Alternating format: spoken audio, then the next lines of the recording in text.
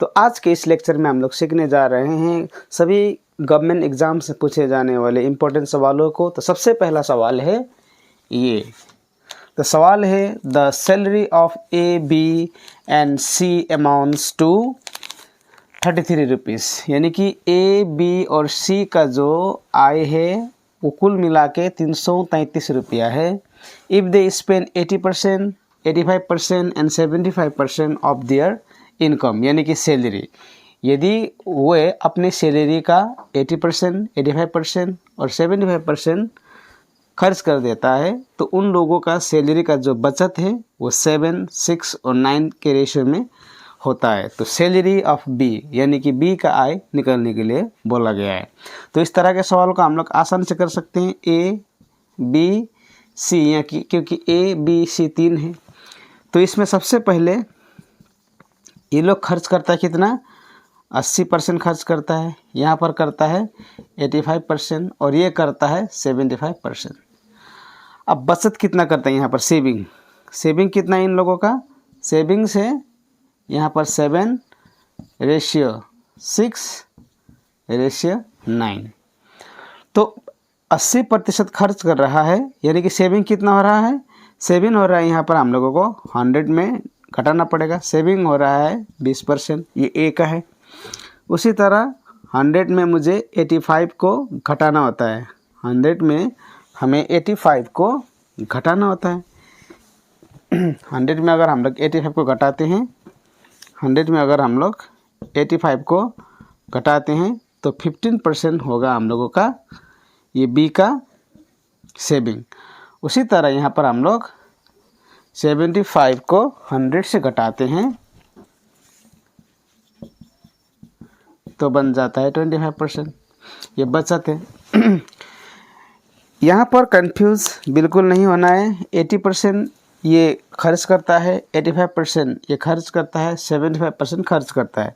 अब ये जो 20% ये 100 में 80 घटाया तो ये सेविंग है, ये भी सेविंग है, ये भी सेविंग है। तो सेविंग को हम लोगों को डायरेक्ट गुना करना होता है। मतलब क्या होता है, 20% बराबर 7 होता है। तो अगर हम लोग यहाँ पर लिखते हैं कि 20% बराबर 7, तो 1% बराबर 7/20, तो 100% बराबर कितना होगा, 7/20 गुना 100, 20 पंचे 100, यानी कि कितना हो गया ये 7 और 5, ये 7 और 5 क्या हुआ, 7 और 5 हम लोग मल्टीप्लाई करेंगे तो 35, यानी कि 35 क्या इसका सैलरी है, 35 का रेशियो में सैलरी होगा। ये ए का है।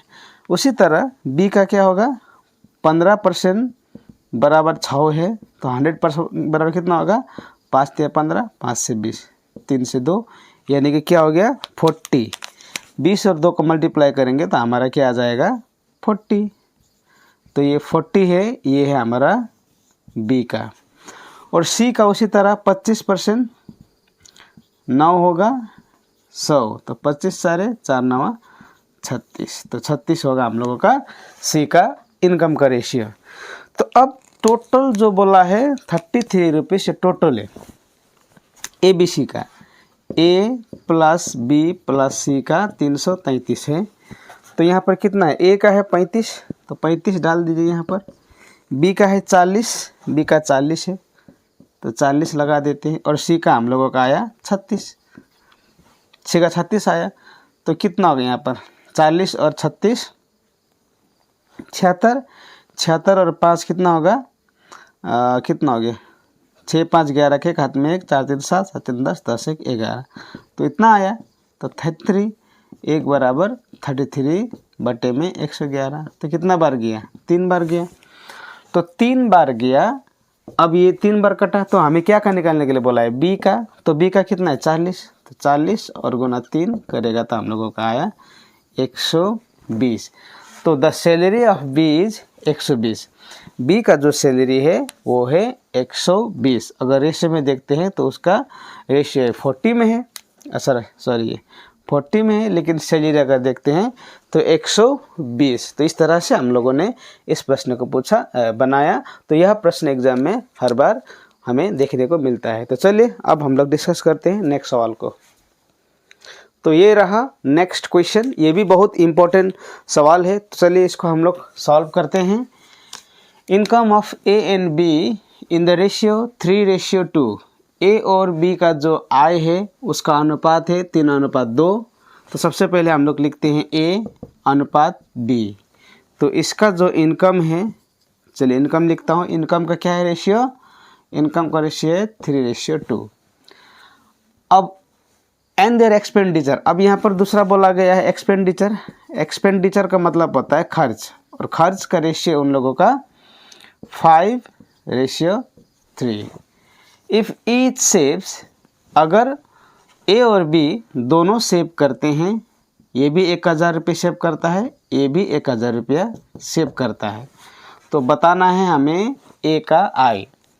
सवाल में पूछा गया है ए और बी का जो आय का रेशियो है, अनुपात है 3:2। इनकम का अनुपात क्या हुआ हम लोगों का?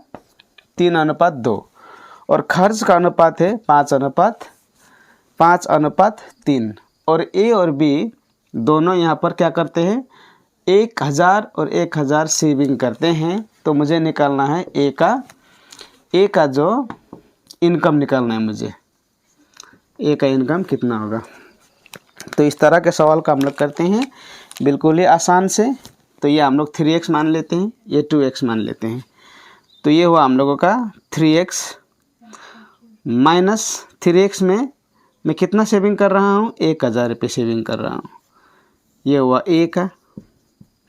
और बी में मैं कितना कमा रहा हूँ? 2x। खर्च कितना कर रहा 1,000 रुपीज़ में क्या कर रहा हूँ? सेविंग कर रहा हूँ। ये मेरा सेविंग का है। और मेरा एक्सपेंडिचर कितना है? खर्च कितना है? 5। ये ए का है, ये ए का 5 है। अब बी का, ये नीचे का भाग जो है ये बी का है। तो बी का कितना? बी का है 3। अब यहाँ पर समझ लीजिए, ए का जो इनकम का अनुपात है 3, बी का इनकम का अनुपात है 2, और ए का खर्च का अनुपात है 5, बी का खर्च का अनुपात है 3, जो यहाँ पर दिया गया है। और दोनों 1,000 सेव करता है। तो अब हमें बताना है ए का आय। तो ये 3x क्या है? ये 3x जो है हमारा, ये जो 3x है ये है हमारा इनकम। और इनकम में ये 1,000 जो है हमारा सेविंग। तो इनकम में मैं अगर सेविंग को घटा देता हूँ तो क्या बन जाएगा मेरा? खर्च। तो खर्च का रेशियो है 5। तो इसको मैंने समझाने के लिए यहाँ पर लिखा है। अब हमें इसको थोड़ा सॉल्व करना है तो आंसर आ जाएगा। तो क्रॉस मल्टीप्लाई करते हैं हम लोग। 3 को 3 से मल्टीप्लाई करते हैं तो कितना आएगा? 9x माइनस 3 और 1,000 कितना होगा? 3,000। 5 और 2 10x माइनस 5 और 1 5,000। ये हो गया। तो 10x को इधर लाते हैं तो 9x माइनस 10x हो जाएगा। और ये माइनस 5,000 इधर जाएगा तो प्लस बन जाएगा 3,000। तो माइनस 10 में 9x घटेगा तो माइनस x, और इसमें घटेगा तो माइनस 2,000। तो माइनस माइनस गया। तो मुझे बोला गया है ए का क्या बोला गया है मुझे? ए का मुझे बोला गया है इनकम। तो ए का इनकम का अनुपात कितना है? 3x। तो चलिए 3x। अब x का वैल्यू कितना है? 2,000। तो 3 और x को हम लोग लिखते हैं 2,000। तो 3 और 2 6। यानी कि ए का जो आय है वो है 6,000 रुपया। तो इस तरह से हम लोगों ने सीखा। ये बहुत ही इम्पोर्टेंट सवाल है, इसको बारीकी से आपको देखना है और समझना है एक एक पॉइंट को। मैंने यहाँ पर आपको समझाया, इसीलिए मैंने इतने लंबे आंसर यहाँ पर मैंने लिखा। अदरवाइज़ हमें देखकर ही पता चलना चाहिए कि किस तरह से आंसर आना है। ओके, तो चलिए बढ़ते हैं अब हम लोग नेक्स्ट सवाल पर। तो चलिए हम लोग जानते हैं इस सवाल को। तो इस सवाल में पूछा गया है ABC जो है उसका ABC जो है इनमें 680 रुपये को भाग किया जाता है। इस तरह भाग किया जाता है कि A को B को जितना मिलता है उसका A को 2/3 मिलता है, और B को उतना मिलता है जो C का 1/4 है। तो चलिए हम लोग समझते हैं। सबसे पहले तो A बी और हम लोग सी को लिखते हैं। तो पैसा कितना है, तीनों में पैसा है 680 रुपये। हमें क्या करना है, तीनों को भाग कर देना है। तो यहाँ पर बोला गया है A gets 2/3 of what B gets and B gets 1/4 of what C gets. तो सी को जितना मिलता है उसका 1/4 भाग बी को मिलता है। तो चलिए हम लोग मानते हैं सी को मिला x रुपया, तो सी को मिला x, तो बी को क्या बोला गया है, सी का 1/4। तो 1/4 सी का, सी को जितना मिल रहा है उसको 1/4 मिलता है बी को, और ए को मिलता है, बी को जितना मिलता है उसका 2/3। तो बी को कितना मिल रहा है, इसको हम लोग जब कैलकुलेशन करेंगे तो आएगा इसका x/4 इसका। तो x/4 मिलता है बी का, और इसका ए को मिलता है 2/3। फिर से मैं सवाल को यहाँ पर रिपीट कर रहा हूँ। सी को जितना मिलता है उसका 1/4 भाग बी को मिलता है, और बी को जितना मिलता है उसका 2/3 भाग ए को मिलता है। तो 2 से हम लोग 4 को 2 दूना 4, तो x बटे में यहाँ हो गया हम लोगों का 6, x/4 है तो यहाँ पर x है। तो अब हम लोग इन तीनों को जब कैलकुलेट करेंगे, यानी कि तीनों का हम लोग अगर एलसीएम निकालते हैं तो किस तरह से निकालते हैं, x/4 x/6 इसका x/4 और उसका x हुआ। तो तीनों का हम लोग यहाँ पर 12 एलसीएम लेते हैं, 2x 3x और यहाँ पर होगा हम लोगों का 12x। तो 12 3 15, 15 2 17। तो तीनों का यहाँ पर क्या हो गया, तीनों का जब हम लोगों ने इन तीनों का एलसीएम निकाला तो क्या आया, इसका आया 2 3 5 5 12 17। तो 17x/12 आया। इन तीनों का मैंने यहाँ पर कैलकुलेशन कर दिया है, 17x/12। तो ये बराबर है 680 रुपये। 680 रुपये। अब क्यों, क्योंकि इसको तीनों का पैसा 680 रुपया है। तो क्रॉस मल्टीप्लाई होगा तो क्या होगा, यहाँ पर 17, यहाँ पर एक हम लोग मान लेते हैं, 17 और x 17x, ये और ये गुना होगा, तो 680 गुना यहाँ पर होगा हम लोगों का 12। तो x = 680 गुना 12/17। तो 17 4 68, तो x = आया 12 4 48। तो यहाँ पर जो 480 है, ये 480 जो है सी का आया, सी का 480 है। तो अब हम लोग निकालते हैं देयर शेयर्स बोल के बोला है, तो बी का कितना होगा, इसका मतलब 17 4 68। तो 12 4 48 आ गया यहाँ पर,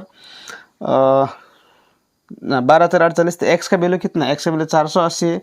तो हम लोगों को b का निकालना है, तो x को क्या कर देते हैं, x को 480 से भाग कर देते हैं, क्योंकि x का वैल्यू 480 है। तो 4 से करते हैं, 4 1 4 4 2 8। तो ये b का शेयर है।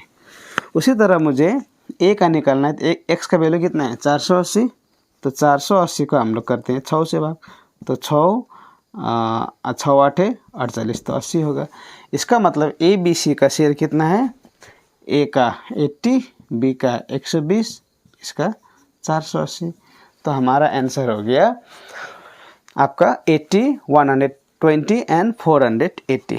तो इस तरह से हम लोगों ने इस सवाल को भी सीखा। तो जितने भी सवाल मैं इस लेक्चर में करा रहा हूँ, all are important according to the exam. That's why you have to pay rapt attention over here to understand every question in details, so that you will not face any sort of confusion while you are going to face exam. चलिए, तो आप बढ़ते हैं हम लोग next सवाल पर। तो चलिए अब हम लोग डिस्कस करते हैं इस सवाल को, ये भी बहुत ही इम्पोर्टेंट है। तो चलिए जानते हैं, 355 रुपया 355 रुपीज़ को ए बी और सी 3 व्यक्ति में बांटा जाता है।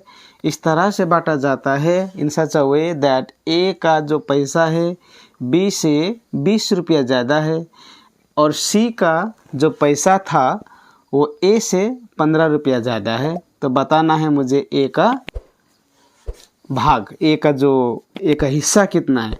तो चलिए इसको हम लोग इसी तरह से करते हैं, ए बी और सी।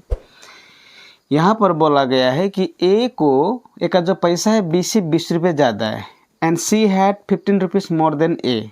और सी का जो पैसा है वो ए से 15 रुपया ज़्यादा है। तो चलिए बी का पैसा है, हम लोग मानते हैं बी का पैसा है x रुपया है, लेकिन बी से ए का कितना ज़्यादा है, 20 रुपया ज़्यादा है। तो बी से ए का ज़्यादा है 20 रुपया, तो ये बी का हुआ, ये ए का हुआ। अब सी का बोला गया है यहाँ पर, सी का जो पैसा है वो ए से 15 रुपया ज़्यादा है, ए से, तो ए से 15 रुपया ज़्यादा है सी का, तो और 15 मुझे यहाँ पर डालना पड़ेगा। अब यहाँ पर 15 रुपया मैं एक्स्ट्रा इसलिए डाल रहा हूँ क्योंकि यहाँ पर बोला गया है क्वेश्चन में कि सी का जो पैसा है ए से 15 रुपया ज़्यादा है, और यहाँ पर 20 रुपये मैंने इसलिए डाला क्योंकि बी का जो ए का जो पैसा है बी से 20 रुपये ज़्यादा है। तो तीनों को अब हम लोग जोड़ते हैं। अब जब तीनों को जोड़ते हैं, जोड़कर यहाँ पर पैसा 355 रुपया को डिवाइड किया गया है। तो चलिए अब क्या हुआ यहाँ पर, अब देखते हैं। ये x कितना होगा, 3x होगा, प्लस अब ये 20 40 और 15 कितना होगा, 40 और 15 होगा यहाँ पर 55, तो ये बराबर है 355, क्योंकि ये और ये बराबर 355 है। तो लिखा, अब 3x हुआ, इधर लाएगा तो 355 में 55 को हमें घटाना है, तो घटाइए इस तरह से, 3x यहाँ पर होगा 300, x बराबर होगा 300/3, तो कितना बढ़ गया, 100 बढ़ गया। अब मुझे बताया है x का वैल्यू कितना आया, 100, x का वैल्यू कितना आया, 100। अब हमें बोला गया है कि c का भाग कितना है, तो c का भाग कितना है, x में 100 डालिए क्योंकि x का वैल्यू तो 100 हो गया, प्लस यहाँ पर 20 प्लस यहाँ पर 15, तो टोटल मिला के हुआ हमारा 135। तो c का जो भाग है वो है 135। इस तरह से हम लोग मैथ्स को करते हैं बहुत ही आसान से, क्योंकि हमें सबसे पहले समझना होता है कंसेप्ट को। तो आज के जो इस लेक्चर में हम लोगों ने इतने सवालों को कवर किया। अगर मेरा जो प्रयास है, मेरा जो कोशिश है आप तक इस सवालों का समाधान पहुंचाने का, तो लाइक शेयर सब्सक्राइब ज़रूर कीजिएगा और कमेंट भी कीजिएगा कि मुझे किस तरह के सवालों को अपने चैनल पर लाना है। तो थैंक यू वेरी मच।